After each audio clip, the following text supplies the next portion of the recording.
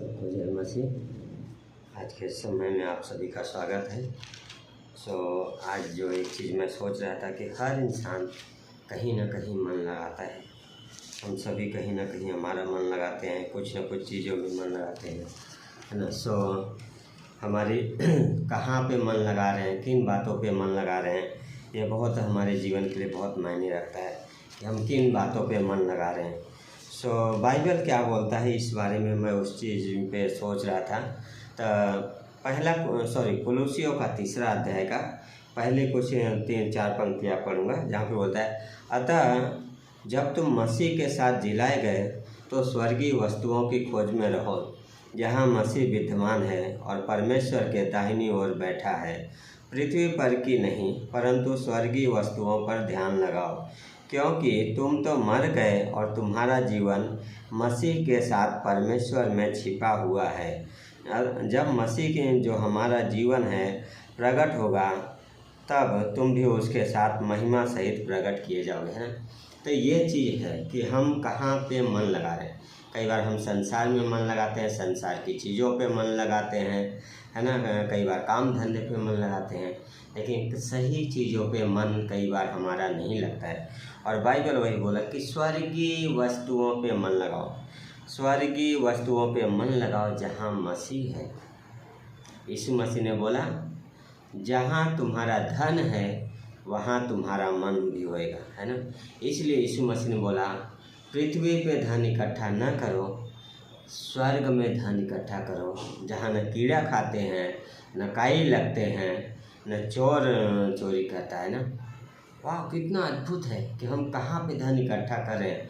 आज इस बारे में मैं सोच रहा था, मनन कर रहा था, और एक परिवार में भी मैं इस बारे में बात कर रहा था कि हर इंसान धन इकट्ठा करने पे और सारी चीज़ों को अर्जित करने के लिए कोशिश करता है, और एक दिन आता है उसके जीवन में जब इस शरीर को छोड़ के चला जाता है और सारी चीज़ें रह जाती है, सारी चीज़ें रह जाती है, कुछ भी लेके नहीं जाता, है ना।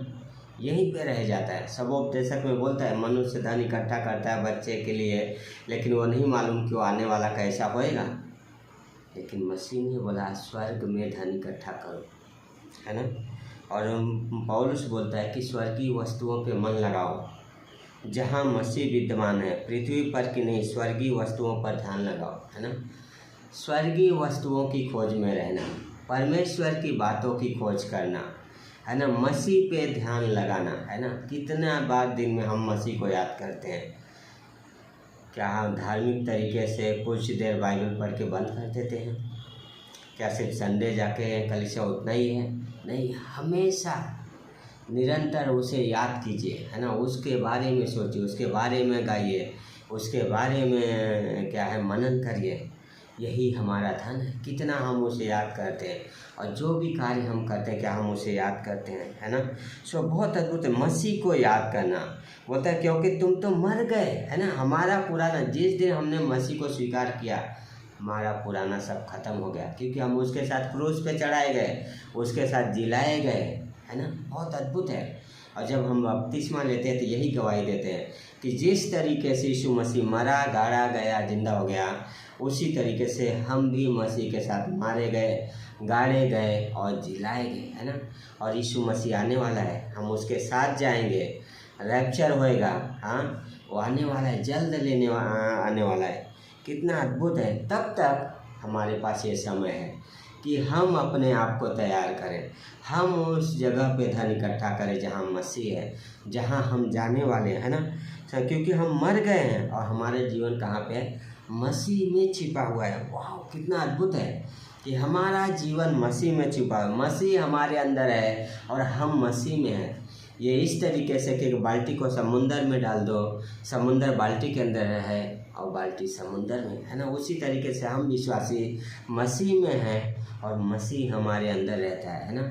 हम मसीह की देह में रखे हैं, कलीसिया में, जहाँ पे हम संगति करते हैं, जहाँ पे हम मसीह की सेवा करते हैं। हाँ, वो बहुत अद्भुत है। जब मसीह प्रकट होएगा तो क्या होएगा? हम उसके साथ महिमा में क्या है? प्रकट किए जाएंगे, है ना, महिमा में, है ना। इस शरीर में थोड़ा तकलीफ से जाते हैं, कुछ चीज़ों से जाते हैं, लेकिन याद रखिए कि ये तकलीफ़ें हमेशा के लिए नहीं है। ये जो चीज़ों से हम गुजर रहे हैं, ये हमेशा के लिए नहीं है। हाँ, ये थोड़े समय के लिए है। हम विजय पाए हुए हैं और हम मसीह में क्या है, जयवंत हैं, और हम मसीह के साथ महिमा में जिलाए जाएंगे, है ना। सो बहुत अद्भुत है। देन 5वां वचन बोलता है पौलुस, इसलिए अपने उन अंगों को मार डालो जो पृथ्वी पर हैं, अर्थात व्यभिचार, अशुद्धता, दुष्कामना, बुरी लालसा और लोभ जो मूर्ति पूजा के बराबर है ना।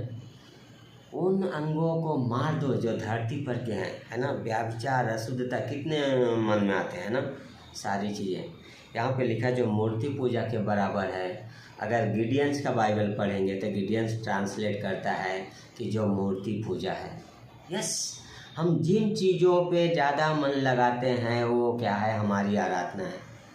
यदि व्यभिचार का थॉट ज़्यादा, व्यभिचार ज़्यादा करत क्या है, हम वो आराधना करें, व्यभिचार में जिरें। हाँ, यीशु मसीह ने बोला जो अंदर से मनुष्य खाता है वो अशुद्ध नहीं करता, लेकिन जो बाहर से आता है, अंदर से बाहर आता है, वो अशुद्ध करता है ना। कौन से विचार आ रहे हैं, बाइबल में लिखा है इफिसियों का 4:29-30 बोलता है, कोई भी गंदी बात तुम्हारे मुंह से न निकले, पर वही निकले जो आवश्यकता के अनुसार है, जहाँ जो सुनने वालों पे अनुग्रह हो, उन्नति कर सके, है ना। क्या मेरे अंदर से वो विचार निकलते हैं जो दूसरों की उन्नति के कारण है? क्या मेरे अंदर से कड़वाहट निकलती है? कौन से विचार निकलते हैं, है ना। हम कहाँ पे मन लगाते हैं, किन बातों पे मन लगाते हैं, वो मेरे अंदर से निकलेगी, है ना। सो बहुत अद्भुत है। पौलुस बोलता है अपने उन अंगों को मार दो, है ना। हाँ, अपने अंगों को मार दो जो मूर्ति पूजा है, मसीह पे मन लगाओ, स्वर्गीय वस्तुओं पे मन लगाओ, स्वर्ग में मन लगाओ, उस अनुग्रह के सिंहासन पे मन लगाओ, है ना, जहाँ मसीह विद्यमान है, जहाँ हमारी सहायता करने के लिए तैयार है। रोमियो 8:34 बोलता है पवित्र आत्मा हमारे लिए आहें भर भर के प्रार्थना करता है। हम परमेश्वर की संतान हैं। पवित्र आत्मा क्या है, हमारे लिए आहें भर भर के प्रार्थना करता है परमेश्वर की इच्छा के अनुसार। रोमियो का 8:14 क्या बोलता है, जो आत्मा के चलाए चलते हैं वही परमेश्वर की संतान है। तो हम किसकी संतान हैं, किसके चलाए चलते हैं, ये हमें निर्णय लेना है। क्या हम वचन के अनुसार चलते हैं, पवित्र आत्मा के चलाए चलते हैं, या अपने गंदे विचारों के, है ना, किसके चलाए